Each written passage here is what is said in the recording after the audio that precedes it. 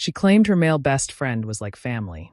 Then, she sent him a bikini selfie with the caption, "Don't tell my boyfriend." I saw it and didn't say a word. I just shared it with everyone at her family barbecue. And now she's desperately asking me to let her stay with me until she finds a new place.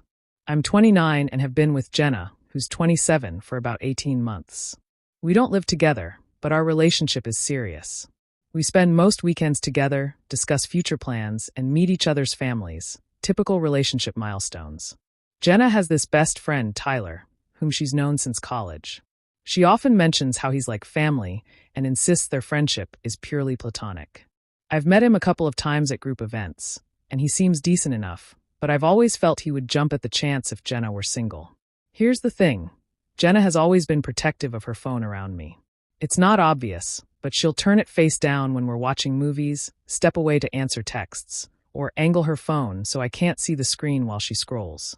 I never made a fuss about it because I'm not the jealous type, but it felt off. 2 weeks ago, we were at her apartment on a Sunday morning. She was getting ready for a shower, and I was making coffee when she came over to show me something on her phone. "Look at this funny meme Tyler sent me," she said, opening her messages with him. As she scrolled to find the meme, I caught a glimpse of their conversation thread. There were far more messages than I expected for someone who's supposedly just a friend. While she looked, I saw a message from earlier that morning that made my heart sink.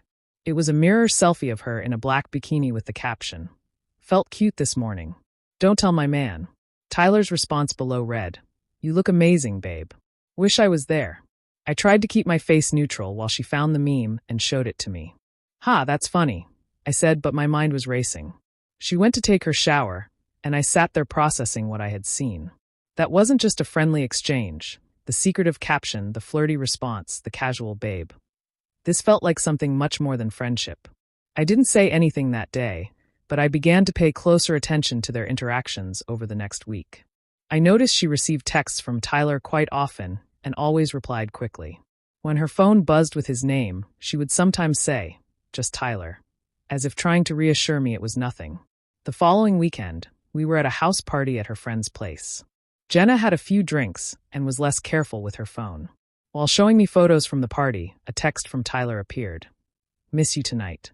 Wish you were here instead of with him." She quickly swiped it away, but I definitely saw it. "What was that about?" I asked. "Oh, Tyler's just being dramatic. He's homesick tonight and feeling sorry for himself," she explained, but her reasoning didn't match what I had just read. The message was clearly about wishing she were with him instead of me. That's when I decided I needed to figure out what was really happening. Her family was having their annual summer barbecue the following Saturday, a big family gathering with aunts, uncles, and cousins. Very traditional. Her parents had invited me weeks ago, and I had already agreed to attend. Here's what I know about Jenna's family. They really like me. Her dad thinks I'm great because I work in construction and can chat about it with him. Her mom is always asking when we're getting married, and her little sister calls me her future brother-in-law. They've practically adopted me. They also have no clue about the extent of Tyler's presence in Jenna's life. They know she has a male friend from college, but she's never brought him to family events, claiming it would complicate things and they wouldn't understand their friendship. Now I'm beginning to think I know why. So, I spend the week acting completely normal with Jenna. We text regularly, make plans for the weekend. Everything is business as usual. She has no idea I'm suspicious about Tyler. Saturday arrives, and we drive to her parents' house together.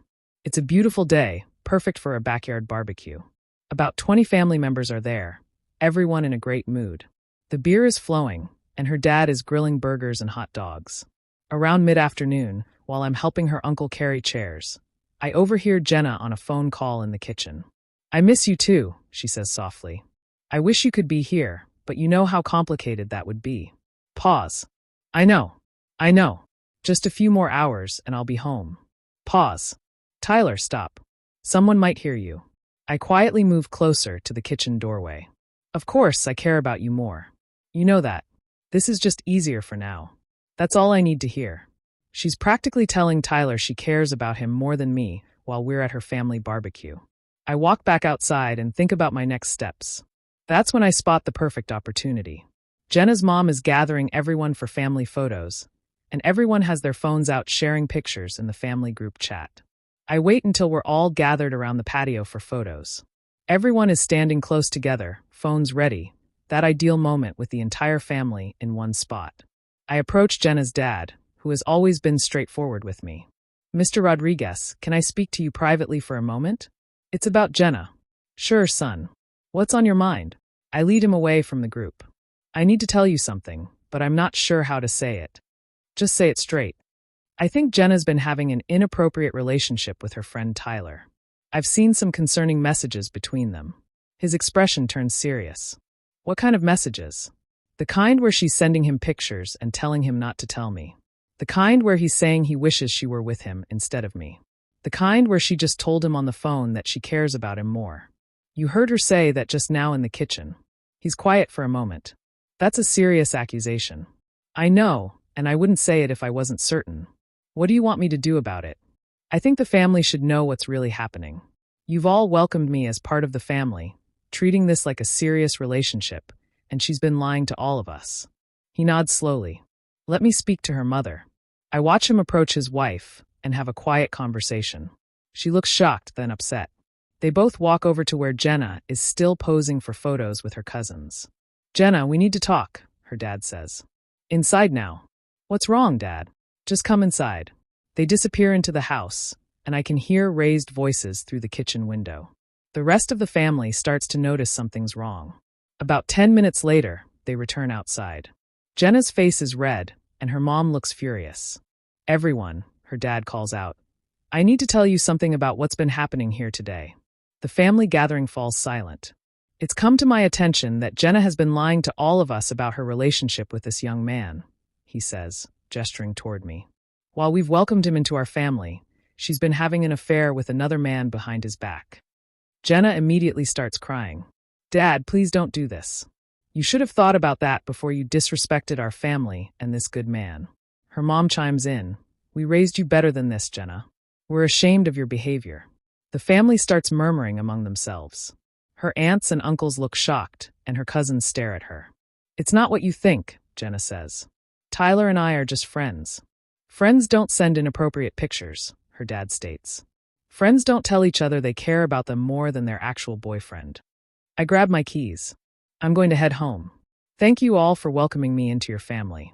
I'm sorry it had to end this way. Son, you don't need to apologize, her dad says. You deserve better than this. Her mom approaches and hugs me. We're so sorry. You're a good man, and she didn't appreciate you. I head for my car while Jenna follows, crying. Please don't leave like this. We can work this out. There's nothing to work out. You made your choice. I choose you. You chose Tyler every time you sent him pictures. Every time you told him you missed him.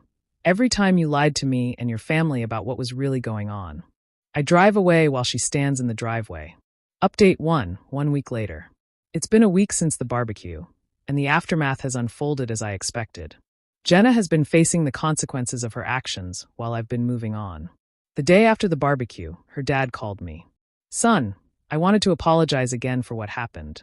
We had no idea she was being dishonest with you. You don't need to apologize, Mr. Rodriguez. You're not responsible for her choices. We raised her to be honest and faithful. I don't know where we went wrong. You didn't go wrong. Sometimes people make poor decisions despite a good upbringing. Have you talked to her since yesterday? No, sir. And I don't plan to. Good. She needs to understand that actions have consequences. He informed me the family had a long discussion with Jenna after I left. Her mom was furious, her aunts were disappointed, and her grandparents were particularly upset about the dishonesty. She's always been our golden child, he said. This has been a real wake-up call for everyone. On Tuesday, her little sister Emma called me.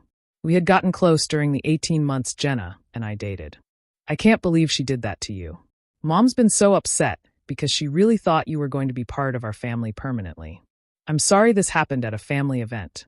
I probably should have handled it privately. Are you kidding? I'm glad Dad made her face everyone.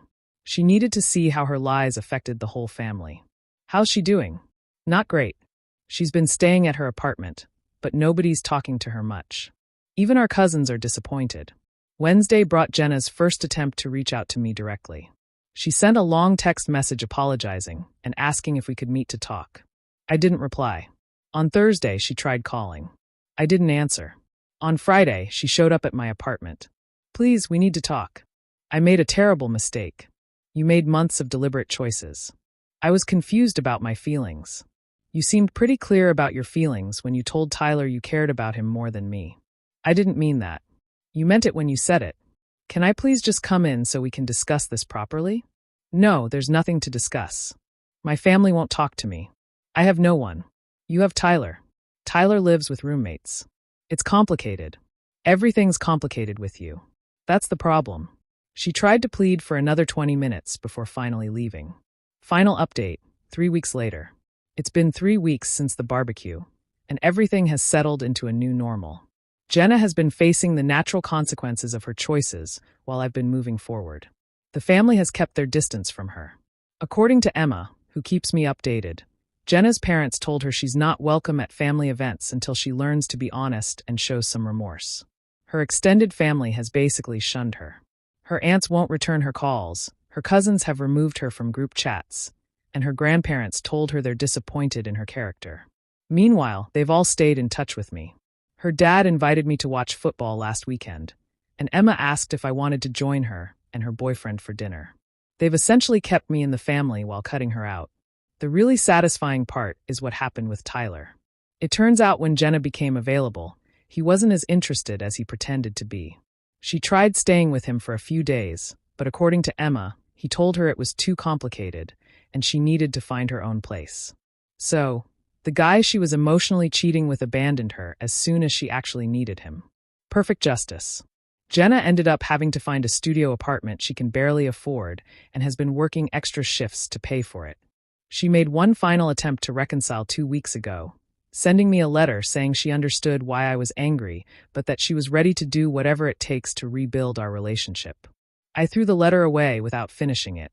I've been talking to someone new, met her at a coffee shop, and we've been on a few dates.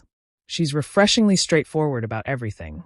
No mysterious phone behavior, no secret friendships, just honest communication. The revenge wasn't elaborate. It was just telling the truth to people who deserved to know it. Jenna wanted to live a double life, presenting herself as a committed girlfriend while emotionally cheating with Tyler. Having her dad expose her lies at the family barbecue collapsed the walls between her public image and her private behavior.